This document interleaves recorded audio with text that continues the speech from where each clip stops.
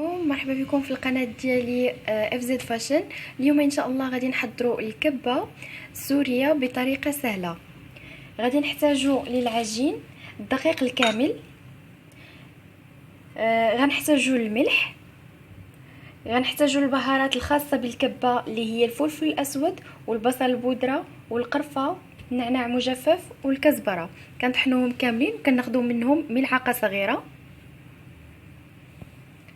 غادي نحتاجوا الى البصل المحكوك،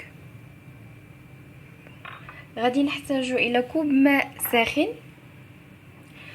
وللحشوه غادي نحتاجوا الى اللحم المفروم، ملعقه البصل المحكوك، وملعقه كبيره ديال الكركاع اولا 2 معالق على حسب الرغبه. غنحتاجوا ملعقه كبيره من زيت الذره، والى الملح حسب الذوق، ابزار، ويمكن لينا نزيدوا اي بهارات بالنسبه للحم على حسب الذوق. بقاو معايا نشوفوا ان شاء الله كيفاش غادي نحضروا الكبه. اول حاجه غادي نديروا العجين.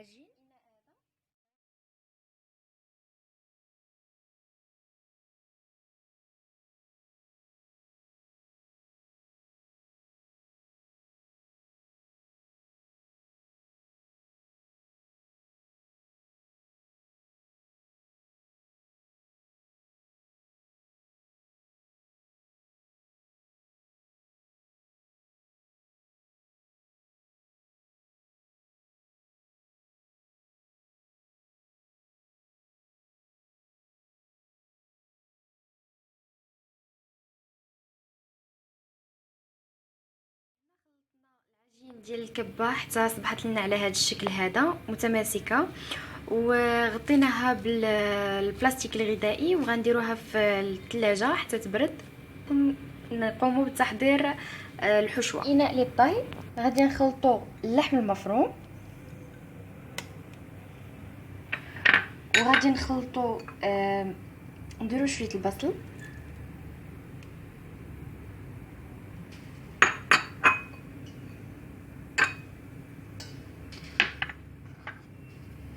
زيت،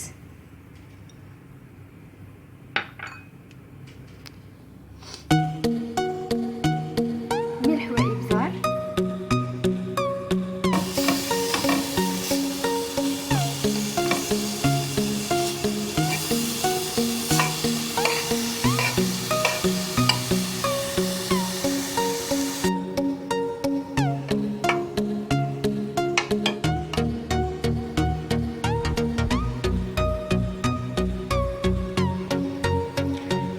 كنرجعو كنكونوا كملنا الكفته ورجعت خصها تكون فرته بحال هكا على هذا الشكل هذا،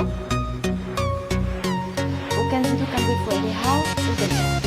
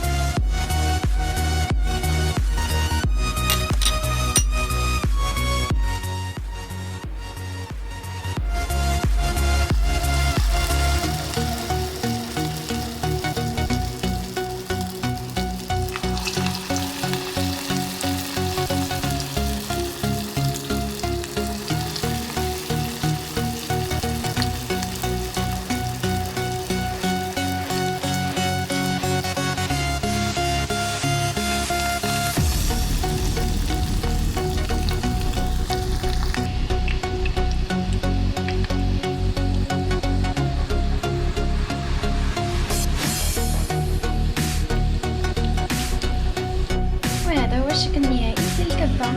صحة وراحة.